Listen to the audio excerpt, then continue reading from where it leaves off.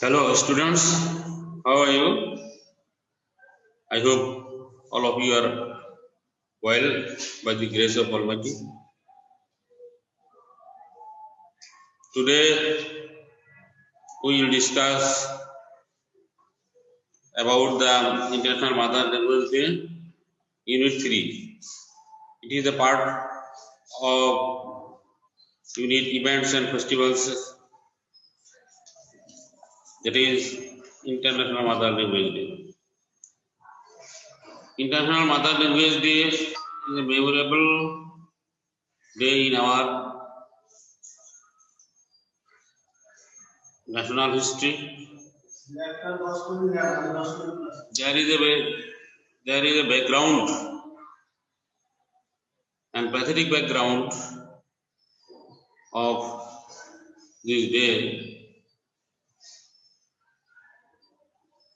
In 1952, when a peaceful procession was brought out by the students of Dhaka University, and they are moving towards the assembly hall near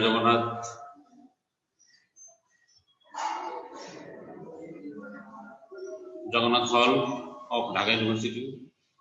When the peaceful procession came at the Dhaka Medical College Hospital, the police fired on the procession and Rafiq Shubik Salam Barkat and were dead and some were wounded. This is the historical background of the event, which the students tried to defend the law of 144 section. আমরা জানি যে বাংলা ভাষা প্রতিষ্ঠার পিছনে এর একটা বিশেষ ইতিহাস রয়েছে। আমরা জানি যে আমাদের দেশটা যখন বিভক্ত হয়, পাকিস্তান এবং পূর্ব পাকিস্তান নামে দুটি প্রদেশ বিভক্ত হয়ে পাকিস্তান নামে একটি দেশ গঠন হলো। আমরা হলাম পূর্ব পাকিস্তানের লোকজন, আমরা বাংলা ভাষাভাষী লোক, আর পাকিস্তান হলো উর্দু, পশ্চিম পাকিস্তান উর্দু ভাষী লোক। তখন পাকিস্তানের গভর্নর জেনারেল ছিলেন মোহাম্মদ আলী জিন্নাহ। তিনি যখন ঢাকা ইউনিভার্সিটির একটা সমাবর্তন অনুষ্ঠানে এসে ঘোষণা দিলেন উর্দু অ্যান্ড উর্দু শিল B the state language of Pakistan, তখন সমস্ত ছাত্ররা এর প্রতিবাদ করলো।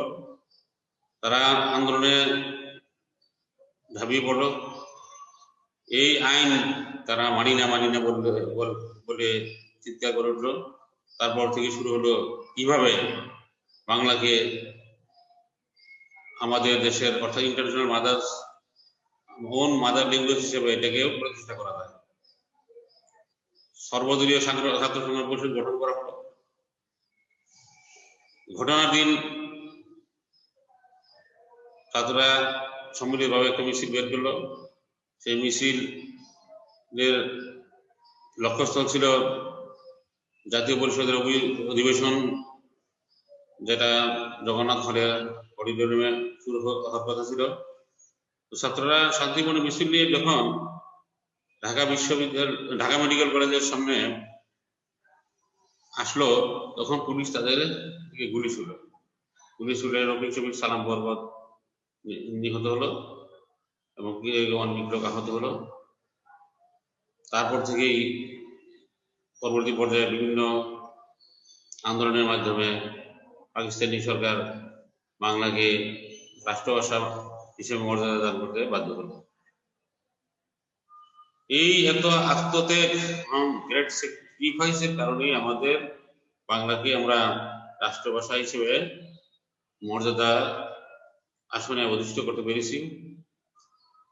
তো তোমরা তোমাদের 33 নাম্বার পেজে, বইয়ের 33 নাম্বার পেজে দেখো যে শহীদ মিনার ছবি দেওয়া আছে। এই ছবিটা দিকে তাকিয়ে দেখো, দেখে এই টেক্সটের মধ্যে যে প্রশ্নগুলো দেওয়া আছে সেগুলোর উত্তর নিজেরা খুঁজে বের করতে চেষ্টা করো। প্রশ্নটা হলো, what's the picture about, what's the place in the picture, where is it built. তোমরা নিজেরা এই প্রশ্নগুলোর উত্তর বের করার জন্য চেষ্টা করবে। এখন আমি টেক্সটটা সম্পর্কে আলোচনা করি। We know that 21st February is a memorable day in our national history. We observe the day every year as International Mother Language Day. The day is a national holiday. অর্থাৎ 21শে ফেব্রুয়ারি হলো আমাদের বাংলাদেশের ইতিহাসে একটি স্মরণীয় দিন। আমরা এই দিনটা উদযাপন করি আন্তর্জাতিক মাতৃভাষা দিবস হিসেবে। এই দিন সরকারি ছুটি থাকে।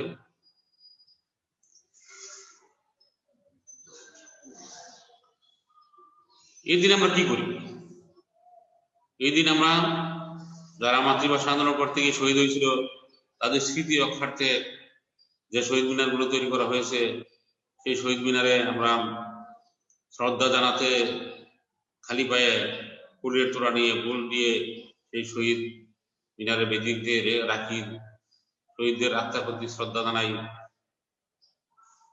এবং নিজেরা দৃঢ় প্রতিজ্ঞ হই যে এত কষ্টের বিনিময়ে, এত আত্মত্যাগের বিনিময়ে যারা এই বাংলাকে রাষ্ট্রভাষা মর্যাদা রাষ্ট্র প্রতিষ্ঠিত করলো, তাদের সেই ত্যাগ, সেই উৎসর্গ আমাদেরকে ভুলে গেলে চলবে না। আমরা তাদেরকে নিয়ে সেই আত্মত্যাগের মর্যাদা দিতে হবে। এই জন্য আমাদের সর্বক্ষেত্রে বাংলাকে প্রচলন, বাংলা চালু করতে হবে, যাতে বাংলা চালুর মাধ্যমে যাতে শহীদদের বিদেহী আত্মার শান্তি কামনা করা হয়। কাজেই এগুলো আমাদের স্মরণ রাখতে হবে। আমরা ইংরেজিও শিখবো, ইংরেজির পাশাপাশি আমার মাতৃভাষা বাংলাকেও আমরা স্মরণ রাখবো।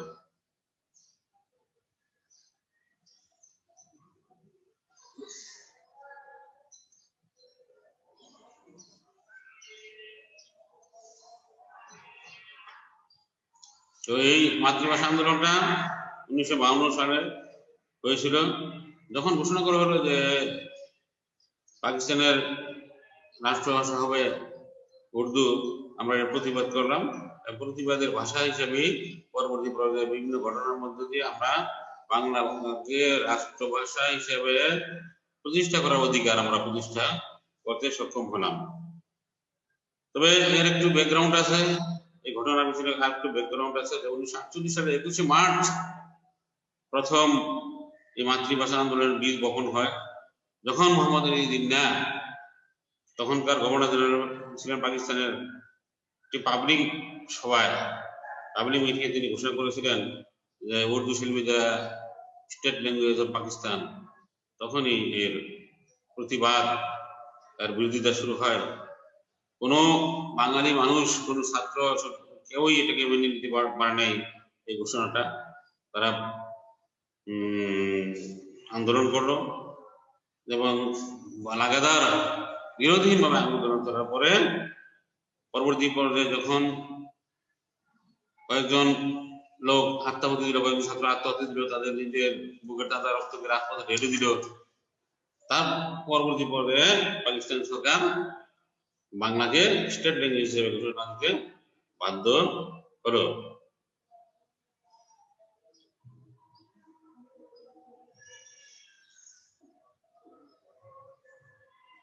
তো এটা আমাদের স্মরণ রাখতে হবে। মাতৃভাষা আন্দোলনের পিছনে যে আমরা আমাদের সংগ্রাম, ত্যাগ, উৎসর্গ রয়েছে, এগুলো ভুলে গেলে চলবে না। কাজেই আমরা এই মাতৃভাষাকে সম্মান জানাবো। মাতৃভাষা রক্ষার জন্য আমরা যা যা করা দরকার তাই করবো। 1999 সালে জাতিসংঘের অঙ্গ সংগঠন ইউনিসেফ বাংলাকে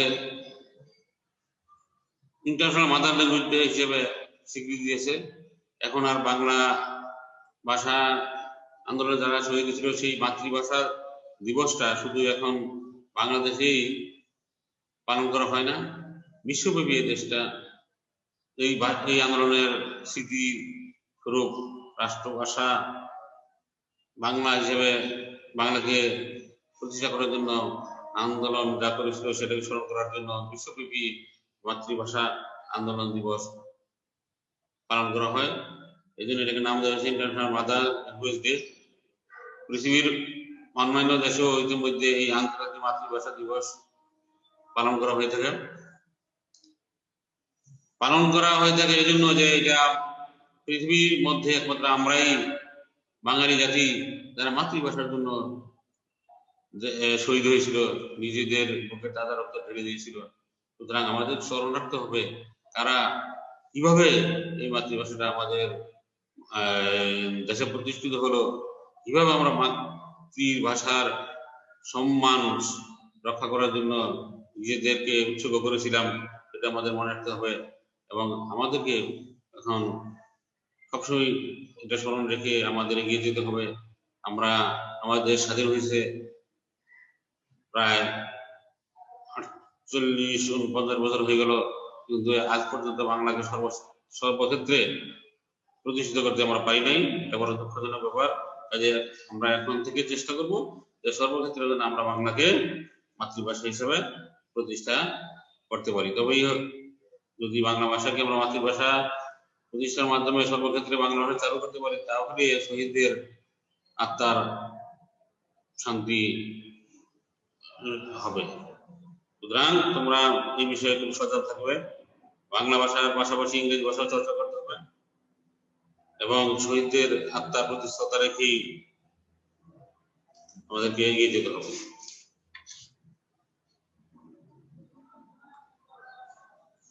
এই শহীদ মাতৃভাষা দিবসের আন্দোলনের পর থেকে আমরা স্বাধীনতার বীজ বপন হয়েছিল এবং তারপর থেকে আমরা বিভিন্ন আন্দোলন সংগ্রামের মধ্য দিয়ে পরবর্তী পর্যায়ে বাংলাদেশ বঙ্গবন্ধু ডাকে বাংলাদেশ স্বাধীন হলো। 26শে মার্চ স্বাধীনতা ঘোষণা করা হলো এবং দীর্ঘ 9 মাস রক্তক্ষয়ী মুক্তি সংগ্রামের মাধ্যমে আমাদের দেশ স্বাধীন হলো। আমরা পেলাম একটি সোনার বাংলা স্বাধীন দেশ। যে ভাষার সূত্র ধরে আমাদের দেশটা স্বাধীন হয়েছে এবং যে আন্দোলনের সূত্র ধরেই আমরা স্বাধীন দেশের নাগরিক, কাজেই আমাদেরকে সেই মাতৃভাষায় শহীদদের রুহের মাগফিরাতের জন্য আল্লাহর কাছে আমাদেরকে দোয়া করতে হবে এবং এও আমাদের মনে রাখতে হবে যে আমরা যেন বাংলা ভাষাটাকে বিশ্ব দরবারে মর্যাদার আসনে প্রতিষ্ঠিত করতে পারি, তাহলেই এই শহীদদের রুহের শান্তি লাভ হবে। সুতরাং আমরা ইন্টারন্যাশনাল মাদার ল্যাঙ্গুয়েজ ডে সম্পর্কে জানলাম। আমরা এই দিনটা প্রতি বছরই আমরা পালন করে থাকি। শুধু পালন করলে হবে না, শহীদদের কথাও মনে রাখতে হবে। তাদের স্মৃতি রক্ষার্থে শহীদ মিনার গড়ে তোলা হয়েছে, সেই শহীদ মিনারের পবিত্রতা রক্ষা করতে হবে। প্রতি বছর আমরা 21শে ফেব্রুয়ারি ভোরবেলা প্রভাত ফেরিতে হয়, এই প্রভাত ফেরিতে আমরা মিছিল সহকারে শহীদদের রুহের মাগফিরাতের জন্য, তাদের স্মৃতি রক্ষার জন্য, তাদের স্মৃতিকে ধরে রাখার জন্য আমরা শহীদ মিনারে ফুল দিয়ে তাদেরকে শ্রদ্ধা জানাই। এটা আমাদের বাংলাদেশের একটি গৌরবময় ইতিহাস, যে ইতিহাসের সূত্র ধরে আমরা পরবর্তী পর্যায়ে স্বাধীনতা লাভ করেছি। কাজেই আমাদেরকে বাংলা ভাষার মর্যাদা রক্ষা করতে হবে। সমগ্র পৃথিবীব্যাপী যেন আমরা এই মাতৃভাষাটাকে প্রতিষ্ঠা করতে পারি। আর আমরা এও চেষ্টা করব যে জাতিসংঘ বাংলাকেও যেন তাদের অফিসিয়াল ল্যাঙ্গুয়েজ হিসেবে এই মর্যাদা দেয়, সেটার জন্য আমরা চেষ্টা করব। তাহলে আমাদের বাংলা ভাষার প্রতি যে সংগ্রাম, যে স্বার্থ, যে ত্যাগ দীক্ষা আমরা বিসর্জন দিয়েছি, সেগুলো আমাদের কাজে লাগবে।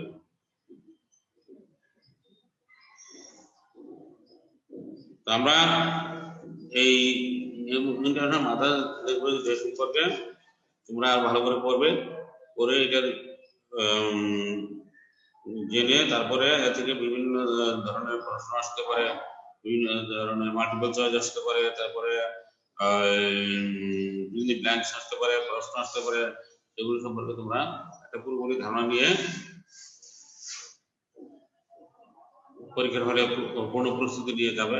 আর এটার উপরে প্যারাগ্রাফও আসতে পারে, কাজেই তোমরা এগুলো ভালো করে শিখবে, ভালো করে নিজেরা শিখবে এবং পুরো প্রস্তুতি নিয়ে পরীক্ষার ফলে যেন যেতে পারো সেই ব্যাপারে সচেষ্ট থাকবে। আজকের মতো আমি এখনই ক্লাস শেষ করলাম। তোমরা অবশ্যই এই অধ্যায়টুকু বা এই লেসন 3টা ভালো করে পড়বে এবং নিজেরা শিখে পরীক্ষার প্রস্তুতি নিবে, এই বলে আমি পাঠটা শেষ করলাম। Thank you all of you.